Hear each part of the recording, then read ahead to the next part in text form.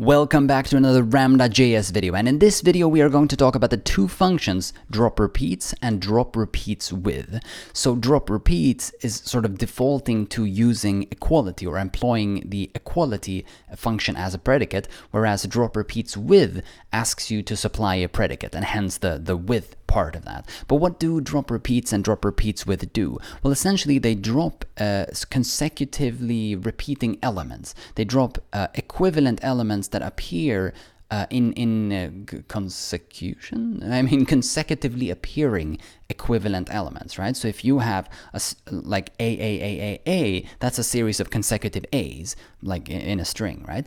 But if you have A, B, there are no consecutive elements, right? But A, B, then A's are consecutive and B's are consecutive. So when you want to drop consecutively repeating elements, then you want to drop everything but one of those things. So immediately when I read the name drop_repeats, I actually thought about the function unique. So unique doesn't do this thing that we described now, right? Unique sort of treats a list as a set where it doesn't matter, like we talked about when we talked about drops and when we talked about dropping and taking, right? Where it doesn't matter whether you have many A's in the set. Let's say, A as an example, like let's say the string A. Or if you just have one A in the set. If A is in the set, it's in the set. It's like if you have two A's, who cares? They're the same thing. That just means you have A.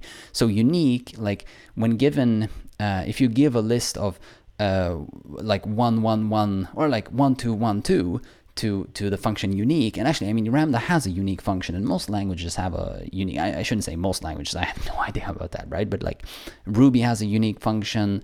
R has a unique function. I'm pretty sure a lot of like Python probably has a unique function. I don't know. Probably. So that's a very common function. But when you pass a list like 1, 2, 1, 2 through unique, you would get 1 and then 2, right? Because first you have the first unique element that appears is a 1, and the second unique element that appears is a 2, right? But then the second time you see 1, you just discard that element because you've already seen it. And then the second time you see 2, you discard that because you've seen that element as well. But of course, that's not correct, and that's not the way drop_repeats is, I was about to say implemented, but I don't actually mean implemented, right? I actually mean that's not the specification of drop_repeats. Drop_repeats has a different specification. But something that was interesting that came to mind is that if you think about time complexity, and what I mean when I say time complexity is like this idea of big O notation. So sorry, just a super quick primer, unless like in case you're not familiar with time complexity. But time complexity is this idea that we can measure how long it takes to run a particular algorithm as the size of the input data grows, right? So like think about it this way: if like the question is, what's the relationship between the size of the input data and the execution time? So if you supply a list of 1 element, what's the execution time? But then if you supply a list of 10 elements, what's the execution time? And then if you supply a list of 100 elements, what's the execution time? And so forth, right? Like, and then you scale upwards. And the question is, if it scales linearly, right? Then that's less bad than if you have something that scales exponentially, for example. And of course, if you have something that's constant, that's fantastic, right? It's like lookups in hash tables are constant, if I'm not mistaken, right? But entering, like insertion in a hash table is, I don't really know. It's like n log n or it's log n. I can't really. Actually, let's just search for it here, so I'm not saying the wrong thing. Yeah, they're not. Dictionary search, dictionary. Yeah, let's not think about that. If somebody knows spontaneously, you can probably shoot something in the comments. It's I think it's log n or n log n, but it doesn't really matter for the purposes of this discussion, right? But anyways, the reason I brought this up is that unique, like the function unique, probably has a time complexity of exponential, right? Unless because you have a loop in a loop, right? Because you have to check whether the list contains a particular element for every element. And whenever you have that scenario, you have a worst case scenario of exponential, right? So yeah, I mean, yeah, 2 to n, I guess. Yes, yeah, I would assume it's that. Wait. Sorry, I just got a bit confused. This is quadratic. Yeah, that's not what we're looking for exactly. I mean, we're looking at to the power of n, I guess. Yeah. Anyways, okay, this is a side note. It has exponential complexity, where the more elements you have, not only does it take longer to execute, it also takes increasingly long. No. So the rate of increase when you increase the number of elements is increasing as you increase the number of elements, right? I mean, think about an exponential function, right? It's like the difference between the difference in y when moving from x1 to x2, right, is less than the difference between y when moving from, let's say, 10 to 11, right? Like the movement in x is the same, but the effect, the difference between the two numbers in the effect in y is different. Is larger. Sorry, it's larger in the second case and smaller in the first case. Anyways, this is a side note, and if you're interested in time complexity and space complexity, maybe we can talk about that in another video series. I mean, there are already a bunch of videos on YouTube, but I'd be glad to talk about it again. Also, like, I have tons to learn about that more as well, as you can see from my initial sort of confusion. But anyways, the reason I brought that up is that unique has a worse time complexity than DropRepeats, which I thought was interesting because I just jumped into the implementation of DropRepeats, and I thought we would have a look at that as well. So I guess that's sort of interesting point number one. Interesting point number two is that if we do jump to the implementation of DropRepeats, so now we're entering the source code, and come on, I can't scroll. Okay, waiting for my computer to breathe. Okay, so we're back. And so if we scroll down here, you can see that, ignoring some of the sort of like the currying parts, the dispatchable parts, because if I'm not mistaken, sorry, we didn't actually read the definition. Before we jump into the source, let's read the definition. Apologies, right? So DropRepeats returns a new list without any consecutively repeating elements. As we said, right? No consecutively repeating elements. R.equals is used to determine equality. And this is what we said when we said the difference between DropRepeats and DropRepeatsWith is that DropRepeats defaults to equality, whereas DropRepeatsWith expects you to supply a predicate. So if we read the definition of DropRepeatsWith, it says returns a new list without any consecutively repeating elements. Same thing, right? But equality is determined by applying the supplied predicate to each pair of consecutive elements. The first element in a series of equal elements will be preserved, right? And then, yeah, it says acts as a transducer if a transformer is given in list position. Do we get that with DropRepeats? Yeah, so even in DropRepeats, it says acts as a transducer if a transformer is given in list position. And that we can see here in the source, and that's this, I assume this dispatchable part. And this, I guess, is the transducer implementation of DropRepeatsWith. Again, like as I've been mentioning before, I need to read up a bit more on transducers, so we'll bunch all of the transducer stuff in the end, and hopefully then I understand it better, and then we can talk about all the transducer parts, or like all the functions, all the transducer part, the transducer part of all the functions of Ramda, because lots of them have sort of transducer support.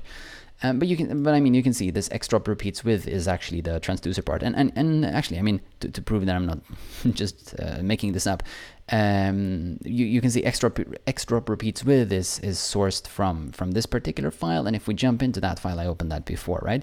You can see that truly it is the transducer part. So I mean, I don't necessarily, or I haven't really dug into this code, but if you look at any of the talks on YouTube on transducers, you can see that this is the sort of minimal requirements that you need to specify if you're specifying a transducer.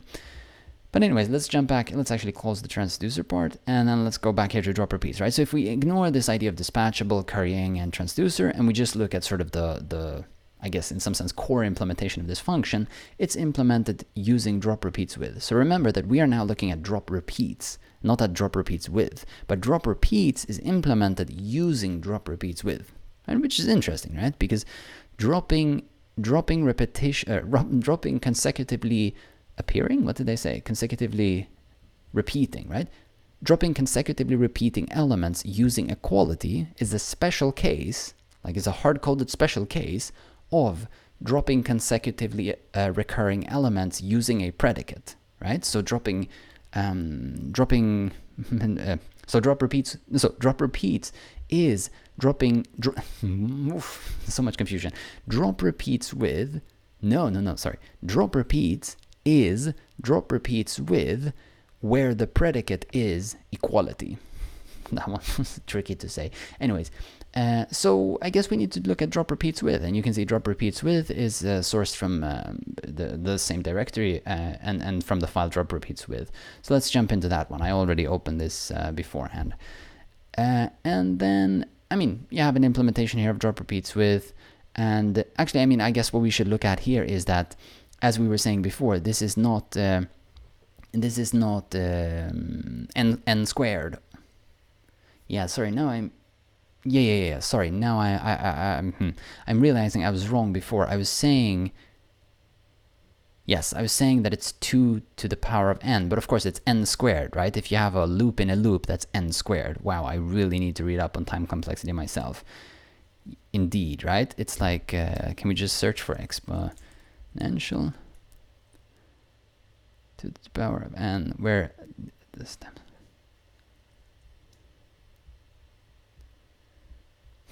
I should have thought about this beforehand. Like, I guess, like if you do a 4 and a 4, for example, like for every item in the for every item in the list, whoa, sorry, wait, cat balls.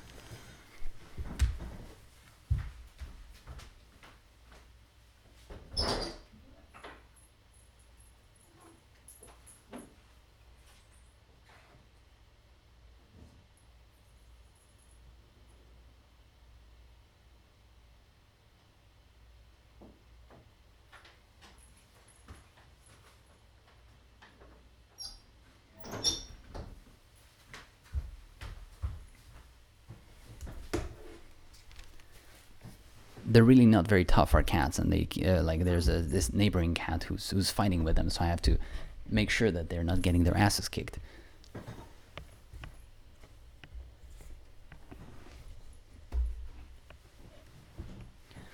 Okay, pardon the intermission. I guess we should drop this now because obviously I need to read up on what I'm talking about. I mean, I assume really that I'm talking about, no, I lost the word, not quadratic, but cube, no. Wait, so confusion. Yeah, quadratic, sorry. Quadratic, of course. N to the power of 2. Oh, of course, bubble sort, insertion sort. Yeah, so bubble sort is definitely the thing I'm talking about. I mean, bubble sort is for every item in every item, or it's like loop through the list for every item in the list, right? And that's a quadratic time complexity, which means that it's n2. So meaning n to the power of 2. Anyways, okay, so what I said about to the power of n was definitely wrong before. Apologies for that. Okay, but anyways, how do we know that drop repeats is not quadratic? By reading then the definition of drop repeats with, we can see that it's probably linear, right? Because what you are doing here, or like the key portion of this algorithm, is that let's find this here. So is that you're saying take the last element of the list. So assuming that that's, yeah, let's think about it. Assuming that that's linear, then that would be linear. No, but maybe. Wait. I mean, I assume no, but that's yeah. I mean, last. Oh, sorry. Of course, last is constant because you can check the. I mean, you know the length of the list, and then you can just ask for that item in the list. So sorry, another cat.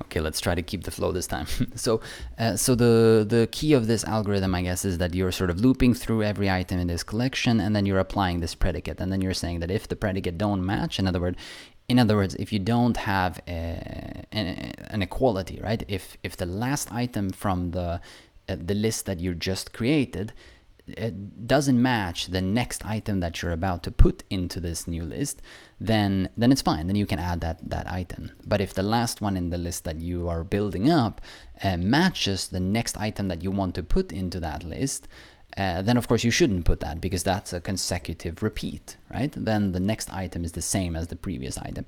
And yeah, I mean, since doing last or getting the last element should be constant time, then we just have one pass through this this list, and hence it should be should have a time complexity of n, right? So it's linear. But anyways, I mean, nobody probably assumed that it wasn't anything else but linear, but I just thought it would be interesting to know, since I spontaneously thought that DropRepeats was actually unique, but unique is quadratic, but DropRepeat, or probably quadratic, but DropRepeats is then linear. Anyways, okay, so that's DropRepeats, right?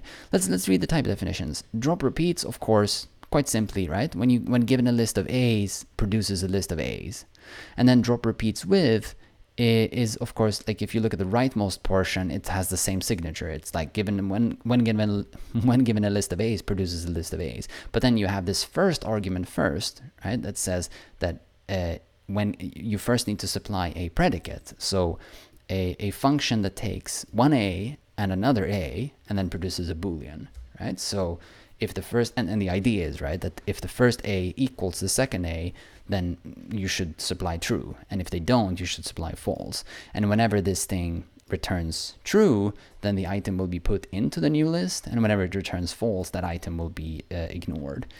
So yeah, I mean, nothing strange. Let's just jump into Node and quickly try this out. I mean, this is, I realize that you probably, of course, understand how this works just from talking about it.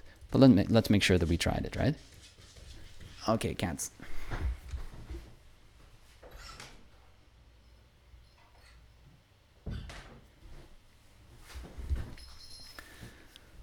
So you can see that most of my time is probably wasted letting cats in and out. Okay, so 1, 2, 3, 4, we have this list, let's say. And then, yeah, let's just say DropRepeats from that. Okay, if we supply the list 1, 2, 3, 4, of course we get 1, 2, 3, 4. Nothing strange there. But if I then start to supply a bunch of 3s, then you can see, oh, sorry, I actually had an accidental undefined here. So then you can see that we get only a single 3, even though we supplied a series of consecutive 3s.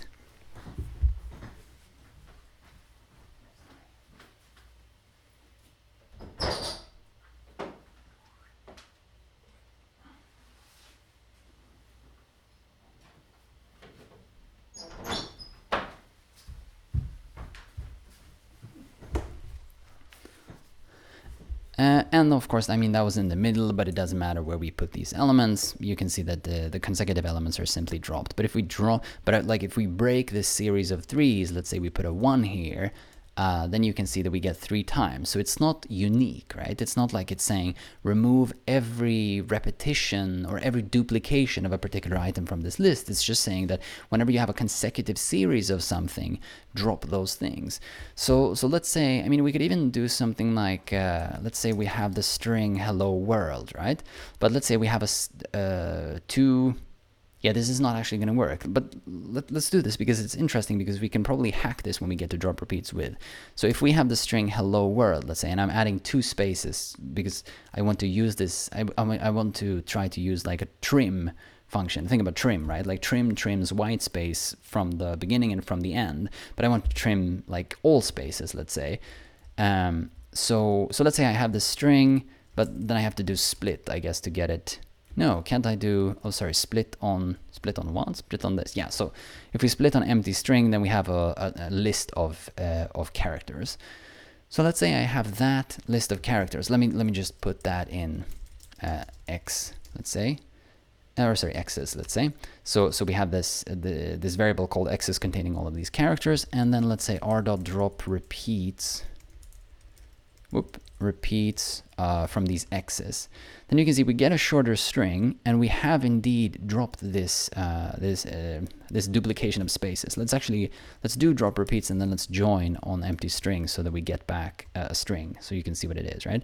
So we have only a single space, but we started, so remember we started with this.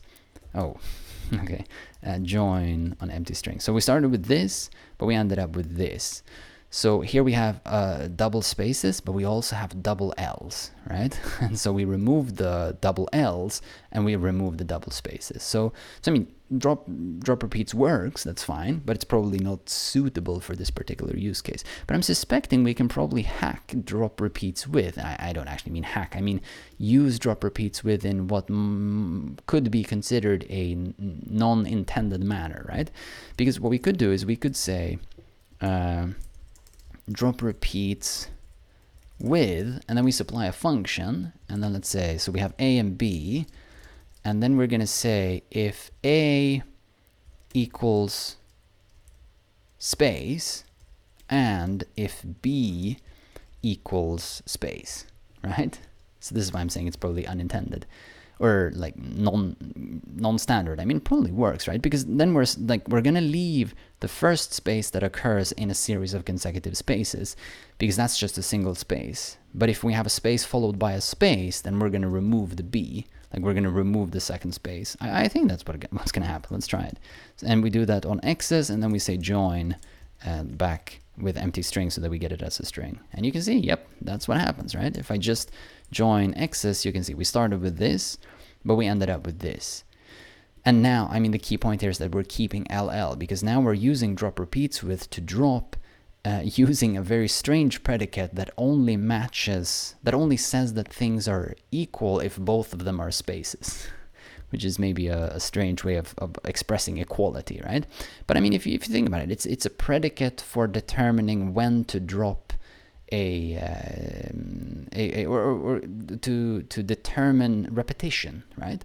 And if we then think about repetition kind of loosely, this might be a sensible way of thinking about repetition, right? It's not necessarily equality. It's like, this is my definition of repetition within this domain of strings, right? Within the domain of strings representing natural language, then any repetitions of spaces is what I would consider a repeat, right? But I wouldn't consider like a repeat, right? Because there might be, or let's say EE, right?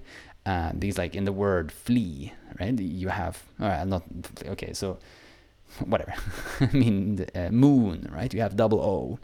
So we can't remove consecutive O's. I mean, you can, depends on what you're actually trying to do, right? But I'm just saying, like, semantically, you could even argue that this is a valid predicate, but it depends on the domain that you're describing. And if we're describing the domain of natural language represented in strings, then this predicate that we supplied now might actually be considered a valid definition, I mean, at least in my mind, right? Like, but let me know if you think this is if I'm now using the function in a way that would be potentially, let's say that would potentially cause extremely unexpected consequences for somebody who like didn't write this and hence didn't make the assumption that I made, right? It might be something like that, but please let me know if you think it might be something like that. So anyways, I mean, that's drop repeats with, and now we used a fairly odd example, right? But of course, in the Ramda documentation, you have a more simple scenario where they're saying drop repeats with, and then they're saying equality by math abs. So in other words, then they're making sure that -1 and 1 is the same number, -5 and 5 is the same number, right? And so you can check that example out. And of course, I mean, the thing we wrote here could probably, let's think about it, could be it could be expressed in terms of Ramda functions. We're not going to do it now, right? But let's just think about it. So we're chaining and over equality, right? So we want a function that takes 2 arguments, and it should check whether both of these functions are sorry, are equal to space, right? I think, did we already, so I'm thinking whether we talked about these functions already. So because a is not, or and is not that, but both is probably, yeah, so both is probably, okay, so let's actually do it, right? Why not, right? So it would probably be something like, so let's just check this works, right? This is what we did before. So how would we write this? We would probably have to say something like both need to be r equal to empty space. Type error, r eq is not, sorry, every time I make this mistake, equals. R dot both, r dot equals, let's just try this out, empty space. That should, oh, I'm missing a parenthesis. That gives us a function, right? What's the length of that function? 1. Because it's curried, is that it? So if I supply empty space and then empty space, wait, if I just apply that, right? And then empty space, g to apply, wait, so this gives us a function that takes a number of arguments. So why am I messing this up? No, sorry, okay, both, I've made this mistake before. I'm thinking that both is checking two, and so it's checking two conditions on a single value, right? But wait a minute. It's checking two conditions on a single value, but I actually want to check one condition on two values, right? So I actually want to say, yeah, but that should work, right? I mean, it's like r equals is a function that has a length of 1. So and of the results, yeah, I mean, this should work. So r equals has a length of 1. So what I'm trying to do is r equals and r equals, wait a minute, let's just use numbers so I don't have to write strings. So if I would say r both r equals 1, if I supply 1, I get a function, right? But if I supply 1 and 1, wait, this is so confusing. Yeah, sorry, of course. No, wait, yes. Returns the and, a function which calls the provided functions and returns the and of the results. So it needs to be both, yeah, sorry, so I'm misunderstanding. I mean, it's like, it needs to be equal to both of those things, and then we supply 1, and then that's true. Yeah, so this is not the function that we're looking for, because I want both of the arguments to be, so it's like we want to have and. I know they have this function, but I am missing, I'm not remembering what it's called, because what I want to have is yes, so this is the type signature that I want to have. I want to have a to boolean, right? A to boolean, and then to a to a. That's the function we want to have. I mean, it's like we want to create a predicate. No, sorry, we don't want to create a predicate. We want to be able to say, wait, but then it's like equals with.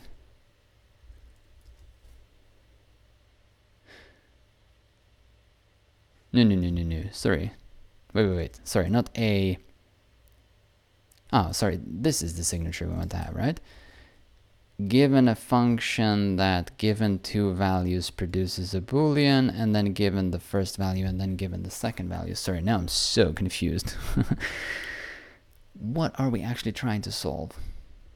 Let me just, I mean, that obviously doesn't work, but just so I remember that. I mean, this is the problem that we have initially. Let's go back. We want to express this, right? We want to say, I want to have a comparator function, maybe, that takes two variables. Yeah, so actually maybe it's like a comparator.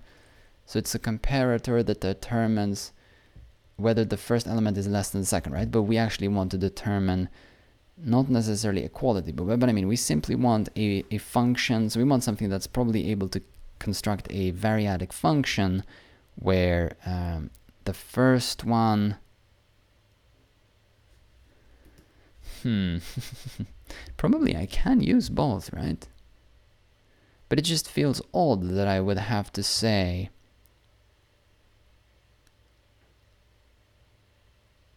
yeah, because it's like, the first, yeah, so I'm gonna drop this, right? All, if all elements of the list, yes. Okay, this is the one, right? Sort of. I mean, if we had a list, that would make sense, right? But if we said all r dot equals empty space, and then we supply empty space and then empty space, r dot equals, yeah, okay. But then if this is x, then it's false. Oof, that one was a bit messy. So that's sort of the predicate, but we need to turn this list, we are being passed them as an argument. So I guess it's like call, or what's the other one? Apply, right? So call is when you have something that's variadic. Apply is when when you have something, when you have something that's variadic, but you're being apply, call, you get back something that apply. So wait, unapply? Yeah, you have a list of things. Yes, it's probably unapply, right? Because if we say r unapply this function, then we should be able to call it. Then its length should be like 0. That's no good. But I mean, I guess we should be able to call it. I was thinking we should be able to call it like this, and then put another one, and now we should get false. Yes, we do. And if we keep passing true things, can we pass an x over here? Yeah, okay, so that works. Sorry, so much confusion. This is why I couldn't talk at the same time. So what we're saying is that we want to make sure that all elements, so we're first saying that all is a function that takes a predicate, and the predicate that we're going to use is equals. So all of the things that are passed to, or we're constructing a new predicate that matches multiple things, and all of the things that are passed in should match this particular predicate. And the predicate that we're checking for is empty space, or equals empty space. But then, because of the way all is structured, we need to unapply that, because we need a function that takes 2 arguments. So we're using unapply to turn a function that takes a list as an argument. We're using unapply to turn it into a variadic function that takes those elements as arguments instead. So then we get back a variadic function which we can call as we're doing here. So maybe this also makes more sense if we just use numbers here instead, so it's a bit cleaner, right? So it's like 1 1 1 1 1. That's true, but if we stick a 2 in here somewhere, then that's false. But anyways, okay, so now we can go back to this call that we had before to R.dropRepeatsWith, where this was our implementation that we wrote sort of inline by hand, but we could also just use Ramda to say, well, it's the unapplication of R all over R equals, where we're checking for empty space, and then close that and close that and close that. Okay, and that should be the same thing, and that's the same thing, right? So of course, well, it was a long way, but you could of course use Ramda to construct a point-free function that you're passing in as a predicate to drop repeats with. Maybe there's a better way of writing what I just wrote, because that just feels unnecessarily long. But so if you can figure out how to write that in a point-free manner that's more dense than what I wrote here, please do shoot something in the comments, because I feel pretty stupid about this particular version, since it's clearly also longer than the point version. But anyways, now you can see, again, you can use drop repeats, and you can use drop repeats with, and you can even use them in unorthodox manners to perform pretty cool tasks. So yeah, thanks a ton for watching. That was drop repeats and drop repeats with. And in the next one, we are going to talk about, we've talked about drop while, so we're going to get to either. So yes, more Boolean logic. Thanks a ton for watching. Remember to subscribe, and I'll see you in the next one.